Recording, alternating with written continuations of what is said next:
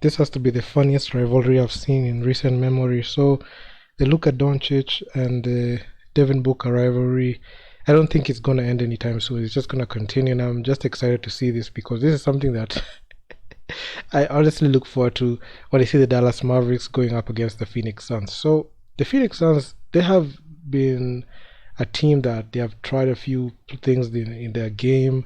They have, had the most successful seasons in recent times. They're not like a dumpster fire like they were the Phoenix Suns, the way they were a few years ago, like a long time ago, like in 2015, 2016, when Devin Booker was coming in, and it has been fun, especially to see like the Phoenix Suns just rise upon the ashes, just try to gun for that top seeding in the West. And the one thing that they never prepared for is them meeting a guy like Luka Doncic. So when CP3 got traded to the Phoenix Suns, I honestly did not see them have like that of a successful season. I didn't see them have it like that. And in the first season that CP3 was there, they made the finals, and they went up against the Milwaukee Bucks, and they lost in 6 games. And that time they were just at the peak of their power. They're just talking all that. They were just trash talking a lot. Then in the next season after that finals appearance, they had like 64 wins in that season, and that was the season where I was just gunning to see a Suns versus Warriors matchup in the playoffs. And Luka Doncic wasn't having that, and all season it was just chippy between those two teams, the Suns and the Warriors. Then the Suns versus the Mavericks happened in the West semis, and we all know what happened. Luka Doncic, he beat the Suns in Game 7, blowing them out of their own arena. It was so embarrassing. So I put that graphic on there.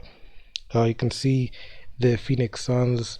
They have like a very good regular season record against the Dallas Mavericks, but when it comes to the postseason, the times they matched up, especially leading 3-2, they went and blew a 3-2 lead, and they had the worst Game 7 performance of all time. They got beat brutally by Luka Doncic, and Luka Doncic was just toying with them. And fast forward to like this time around, you can see the Suns. They made their key signings in there.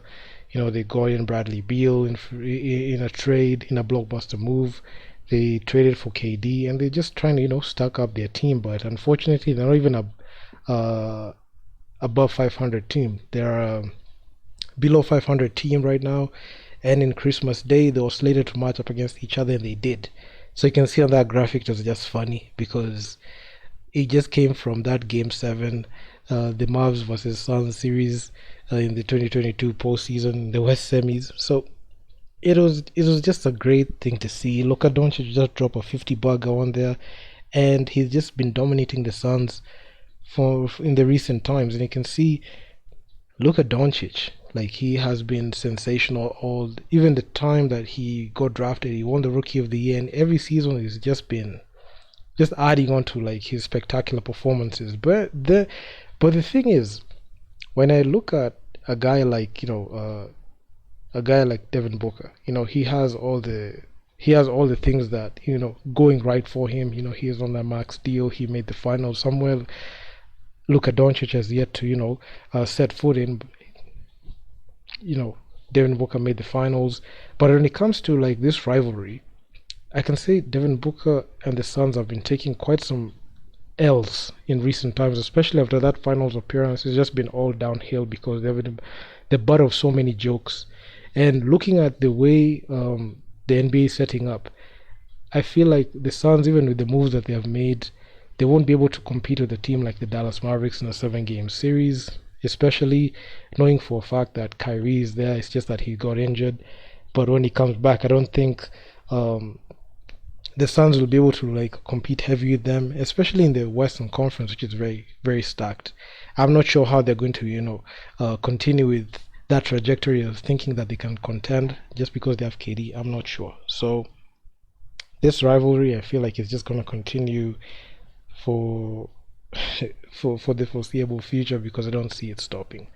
And looking at how the NBA landscape is just shaping up, the Denver Nuggets are just that team that can be able to like replicate that blueprint that they saw the Golden State Warriors have, forming that dynasty the way they started their first championship. They took it this season, and I can just say the league is in safe hands because having these superstars like Luka Doncic, Devin Booker, Giannis, Jokic, they're just coming into the new generation of stars that are going to take over from LeBron James, Stephen Curry, KD, all those guys. So I'm very excited to see this rivalry. I just hope it just continues because I like tuning into such because it's very entertaining. You can see every team it just looks to one up the other. And looking at a guy like Luka Doncic, he's he's a sure in for the MVP race, and I'm just waiting to see how this whole season is gonna pan out. So yeah, man, you tell me what you think in the comment section. I'm out. Peace.